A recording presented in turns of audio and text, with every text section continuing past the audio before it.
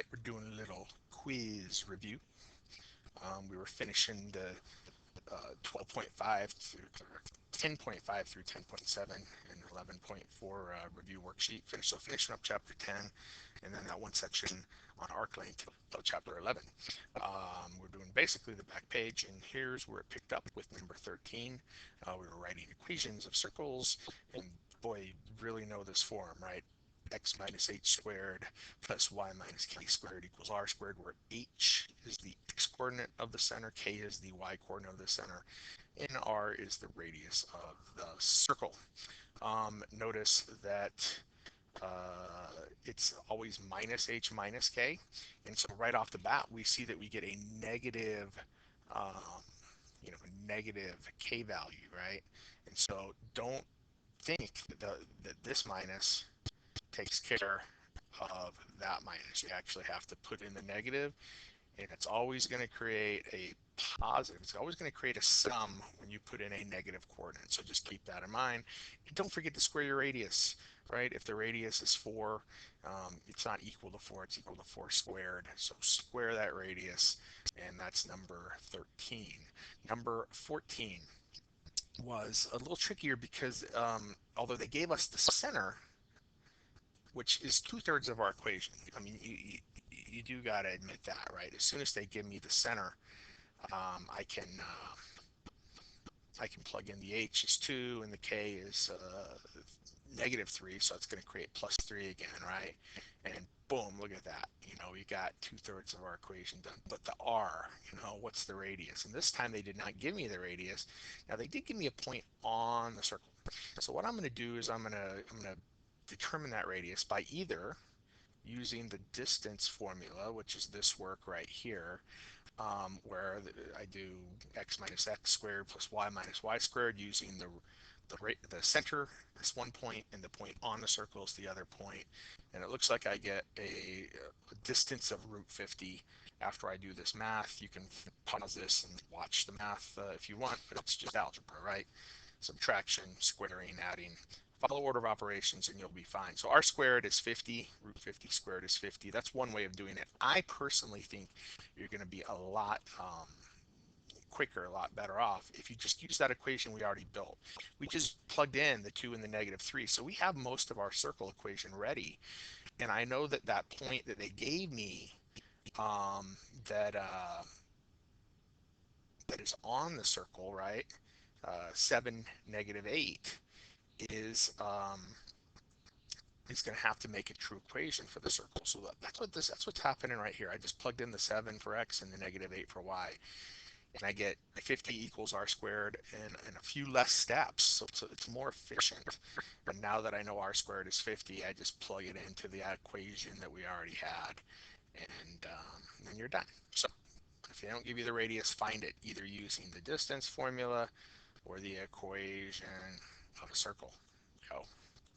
All right, number 15 might have freaked some people out because anytime they take away your numbers and give you variables, a lot of people get kind of, a little bit jittery. But don't freak out. It's okay. Um, we'll, we just go about our business and everything turns out just fine. Hold on one second. So here we go. I'm going to take the m plus h, and I'm going to plug that in for one of the x values. I'm going to take the n plus k. I'm going to plug that in for the other, for the y value, one of the y values. And then I'm going to take the m and the n, which is my center, and put those in for x and y also. So this just becomes kind of an algebra problem. M minus m. Don't forget to distribute. Don't forget to distribute this negative sign, so you'd actually get -h here, -k here. Now it's okay because those will square back into positives. And there you go. Your radius is this, and so when you square it, you get um, the square here undoes the root here, and you get just 8h squared plus k squared. And that's your r squared. So you plug that in, and you put the m and the n in for h and k, and you're done. Here's the other method where you use the equation of the circle. After we had already put the m and the n in for h and k, we put the m plus h in and the n plus k, and it's kind of nicer because you didn't have to remember to distribute that negative sign. The m's just cancel and the n's just cancel, and you just get h squared plus k squared is equal to r squared. Once again, I think that using the equation of your circle is easier than using the distance formula. That's my personal preference, but you guys can decide how you want it to. Now, do be careful because there are some folks when we get to this stage right here, they're like, oh, cool, I have the square root of h squared plus k squared, so that's just h plus k, right? And that's this question right here. Can I just, um, you know, take the square root of h squared and the square root of k squared? Is that how that works? But that's not how that works. You can't. Here's a real simple example just to prove um, that that it doesn't work. If I can get my pen calibrated again. Oh no, it's not even working. Okay, so we'll do it with the mouse. Um, so let's do the square root of 9 plus 16, right? Which is the same as the square root of 3 squared plus 4 squared. See what I did? I just put numbers in for h and k. Okay. So if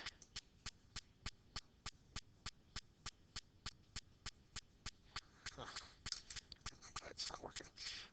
If our supposition worked that this was just h plus k, then this would just, the squares would cancel with the root, and I would just say, oh, that's 3 plus 4, so the answer is 7, right? But we know that 9 plus 16 is 25, and we know the square root of 25 is 5, and 5 is not equal to 7. So this, you can't just undo these squares separately. That's not bueno, so don't do it. Just keep it in the root and then deal with it that way. All right, here are some graphs you're supposed to do. This one was easy because it was centered at 0, 0. Notice that h and k were 0. The radius was not 25, but the square root of 25, which was 5. So your circle should have looked somewhat like that. Number 17 this time, although the h value can remain 0, so no horizontal movement with the center, the k value was 5, so up 5, and then the radius was the square root of 121, which is 11. That would not have fit on my grid, so I scaled it by 2's. So I went up, 2.5 for 5, basically, if I'm going by 2's, and then that made it fit. You're not going to have to graph any graphs on a online quiz, so you don't have to worry about that. But if we were in a classroom and you were given a quiz, trust me, on the assessment, we're always going to make sure that your graphs fit on the grid, which, by the way, if they didn't, that means you made a mistake, so go back and find that mistake. Okay, here's number 18. Looks like the h value is -4, the k value is 1, so the center is -4, 1, so back 4, up 1, and then the radius is the square root of 49. And so over 7, up 7. Once again, this one just barely went off the edge here, which is not your fault. But on quizzes and such, we are more careful. On this worksheet, we're just throwing grids on. We didn't write the actual problems, but on the quizzes and tests, of course, we're very careful about making sure everything works. All right, that brings us into arc length, which was section 11.4. And the idea behind arc length is very simple. The length of an arc is just a fraction of the circumference of the circle. All the way around the circle, right, we call circumference. But if I only have a piece of that, if I only have a piece of it, we're just going to call that an arc. And so I just need to multiply the full circumference by a fraction to get the length of that arc. It's always going to be less than the circumference. So this is the formula that we've been using, degrees over 360 times circumference, which is 2 pi r. You could use pi times d if it's easier, but there you go. So 90 degrees was our um, 90 degrees was our angle. That's the measure of the arc, right? Measure of arc is in degrees, length of arc is in units. The radius was 3, so we plugged in a 3, and then we just let this guy simplify down. If the answers were in exact units with pi included, you'd be going right there, wouldn't you? That's as far as you could go. I guess you could say 1.5 pi. But if the answers were approximated and they had multiplied by 3.14, then that's where you would be right there. Number 20, same formula, right? Um, I, I will point out that if let's see here,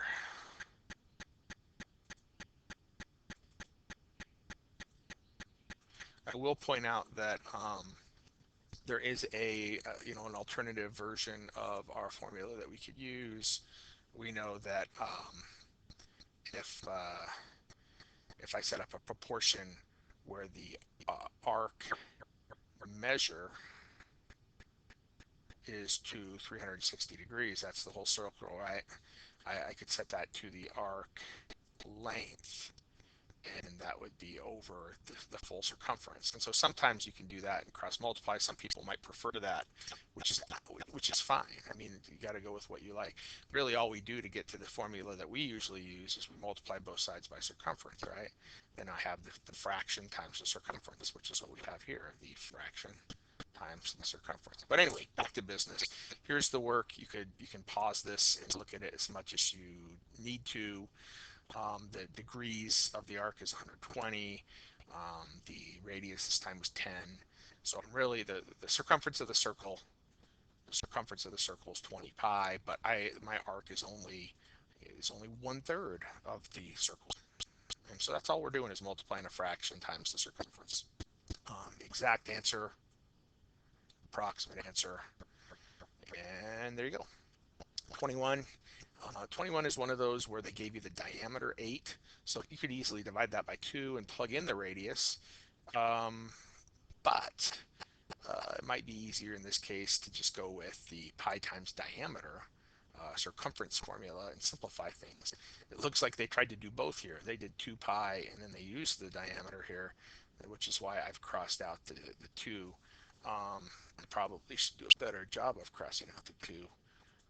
Like, how about, I'll just make it disappear. Watch this magic here. Pop, boom, like it wasn't even there, right? Although it does look weird that there's a space. Anyway, it's a 30-degree central angle. Remember, central angle and arcs measures are 1-to-1. So 30 degrees over 360 is 1/12, and times 8. So either 2/3 pi inches exactly, or 2.09 if you multiply by 3.14. And remember, central angles are 1-to-1, but inscribed angles are not. So if you get an inscribed angle, you'll have to do the inscribed angle relationship of 1-to-2. Number 22, looks like our central angle is 150, so the arc measure is 150, and we'll plug that in. The diameter is 20. So I would have just used pi d here, but they cut that in half and did radius of 10.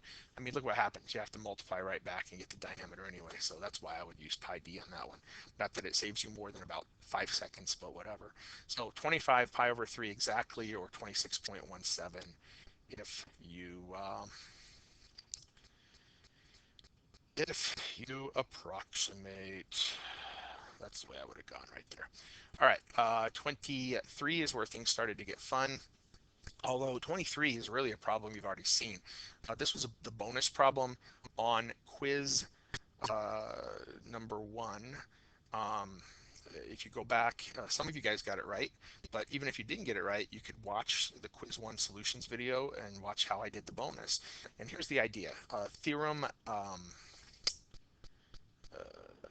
10.1 tells us that a radius will always be perpendicular to a tangent through the point of tangency if the radius intersects it at that point. So basically, that we have a perpendicular relationship right here. Okay, and we know that perpendicular slopes are opposite reciprocals. And so we're going to use that fact to find the slope. Because all you need to write the equation of a line is a point and a slope. And I have a point B, I have point A, I just don't have slopes. Now point A turned out to be a really nice situation, because if you notice, I kind of highlighted these up here, but the y values of x and a are the same, 5 and 5. Do you see that? And so what that means is that they're horizontally separated by each other, which means the radius is exactly horizontal at that point. Well, if the radius is exactly horizontal, the only kind of line that could be perpendicular to it is a line that is exactly vertical. Vertical lines and horizontal lines are perpendicular. For example, the x and the y-axis, right? Now, horizontal lines are always y equals wherever the height is. So the radius has a horizontal line of y equals 5. That would be this line right here, right? But vertical lines cross the x-axis. So vertical lines are always of the form x equals wherever. So wherever they cross the x-axis right here, right, that's going to be the equation of our line. Well, it turns out by looking at point A, that because it's at 14.5, it has to go straight down through 14. That's your equation. So I could have found the slope of 0, taken the reciprocal, opposite reciprocal, but 0 doesn't have a reciprocal. Undefined is not a number, so that's a little more confusing. That's why we had this special theorem about perpendicular lines that are horizontal and vertical.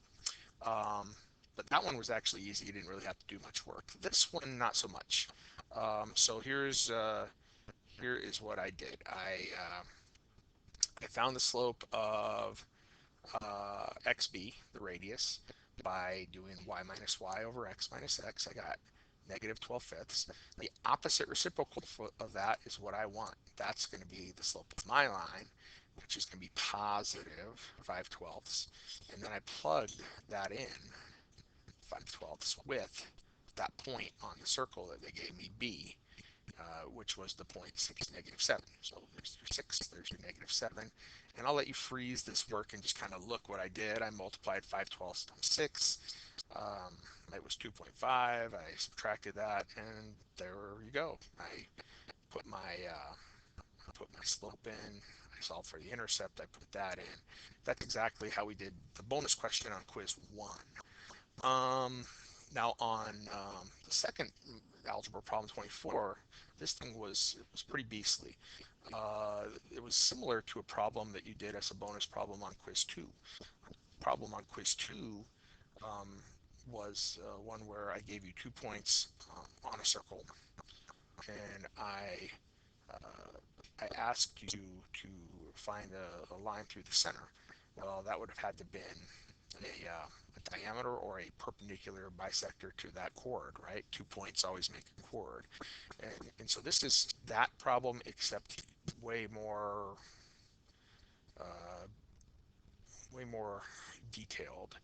This is the situation we have. We have 3 different points on a circle this time. 3 different points. So that means I have 3 different possible chords that could connect DU or UT or TD. Now, what we have is a theorem that tells us if I take the perpendicular bisector of any chord, that would have to have a diameter, would have to contain a diameter. So if that's what these lines are. The dotted lines are the chords. The solid lines are the perpendicular bisector. And because those are all diameters or contain diameters, they all pass through the center, which means the point they have in common, the point of intersection here, right, has to be the center. Here's the theorem we're using, basically, 10.4, which says if one chord is a perpendicular bisector of another, then the chord has to be a diameter. Diameter, as we know by definition, go through the center of circles. So this is a lot of algebra. It's not hard algebra, but it's a lot of algebra. The first thing I did is, because I was doing perpendicular bisectors, is I found a bunch of midpoints. So these are all the midpoints of the chords. Okay, you just average the x's and average the y's to find those midpoints. So this midpoint was 3, -3, and this midpoint was 0, 1, and this midpoint right here was -1, -6. Now you really don't need to find all three, you just have to find two, but I wasn't sure which work people would do. The next thing I did is, because I need to find perpendicular slopes, right, is I found the slopes of all the chords. And that's what this work is right here. I found three slopes. So once again, it's not difficult to do y minus y over x minus x, but to do it three times gets a little monotonous. I did notice that two of those chords were perpendicular, which, if you notice that, that can give you a much better shortcut on this problem. We'll talk about that in a second. Okay. So one of my slopes just turned out to be 7 here. One of my slopes was 3/4. One of them was -4/3. I can now write three equations of lines, because if I take this midpoint and this perpendicular slope, I can write the equation of the blue line. If I take this midpoint, 0, 1, and this slope, I can do the orange line, and so on. You don't need to do all three, you just need to do two. So it looks like the numbers that I thought were the nicest to work with were the orange and the black. And so I plugged in the slope here and here, right? I plugged in the midpoints here for the midpoint of the orange chord, here for the midpoint of the black chord, and I found these perpendicular bisectors. So this line right here has this slope right here, and this line right, this chord right, yeah, this perpendicular bisector right here has this line right here. Okay. Now, if I want to find the point where two lines cross, that's called solving a system of equations, and you could do it, graphically if you had your graphing calculators, but usually we use either substitution or elimination. I knew that these were both set equal to y already, so I just figured that substitution would be the easiest thing. Technically, this is a special kind of substitution we used a lot in the fall, called the transitive property. If two things are both equal to y, set them equal to each other. So I did. And then I was like, you know what? I don't like these fractions. I don't like this fraction, and I really don't like this fraction. Now, 3 and 4 are the denominators, which both go into 12. So I multiplied the entire equation by 12, and you see I got rid of all those fractions. So now it's just an Algebra 1 two-step problem. I added 16, I added 63, I divided by 25, x is 3. And once I know what x is, I can go back to any one of these two equations and solve for y. So it's a heck of a lot of work, but it got us the point that we needed, 3, -3. Okay. I probably did more work than you needed to, because I found all three midpoints, all three slopes, but that's the idea. Now, it was brought up that, what if UD was a diameter? If UD was a diameter, then wouldn't that be an easier way to do this problem? Well, you don't really know that, do you? However, uh, the question was, what if I know that these other two chords are perpendicular? And that's what we noticed on that last problem, okay? And so if I know that this chord TD is -4/3, and I know that this chord TU is 3/4, those are opposite reciprocals. That means that this it means that those two segments are perpendicular. It means that's a right angle, which means that PUD is a right triangle, isn't it, with right angle T. And this theorem right here, theorem 10.9, told us that if you have a right triangle, okay, I like that color, let's do this color. If I have a right triangle inscribed in a circle, okay, the hypotenuse must be a diameter. So if I have a right triangle inscribed in a circle, the hypotenuse must be a diameter. And the reason is behind this is not magic. It's simply that if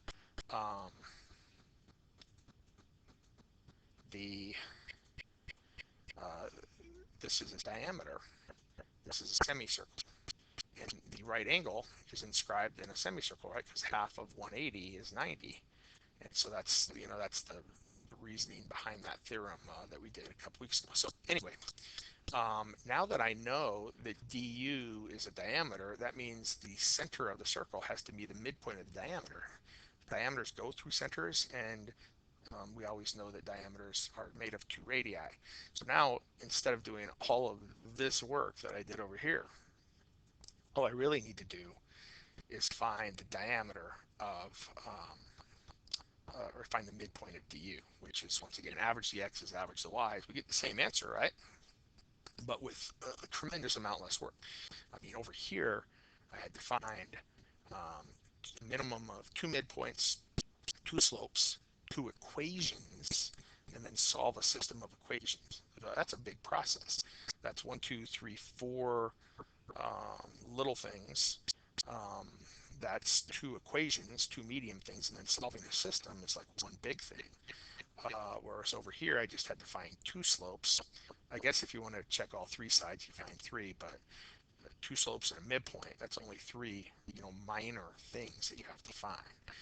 And the person who kind of thought of this now has this named after them. So this is called the Riley method. So well done. All right, moving on. The last 2 questions, writing equations of circles that are in general form and moving them into standard form so that we can identify the center and radius. You have to know how to complete the square, but the process is the same always. Step 1, reorganize the stuff. So go in and take your X things and put them together. Take your Y things, right, and put those together. And then we can complete the square. What's half of 10? 5. 5 squared is 25. Don't forget to add it to the other side, right? What's half of 6? 3. What's 3 squared? 9. That's called completing the square. And don't forget to add it to the other side. All right, why is it called completing the square? Because by making that type of a pattern where the third number is half of the middle number squared, we know that the binomial it factors into will be a binomial repeated. So in this case, x minus 5 times x minus 5.